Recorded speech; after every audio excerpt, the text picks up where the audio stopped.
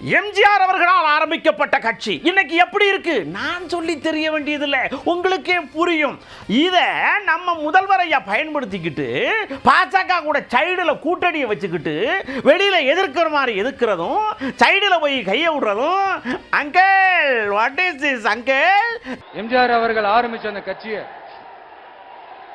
கட்டி காக்கிறது யாரு? இன்னைக்கு அந்த கட்சி எப்படி இருக்குது? அதை நான் சொல்லிதான் உங்களுக்கு தெரியணுமா? அப்பாவி தொண்டர்கள் அதை வெளியில சொல்ல முடியாம வேதனையில தவிக்கிறாங்க.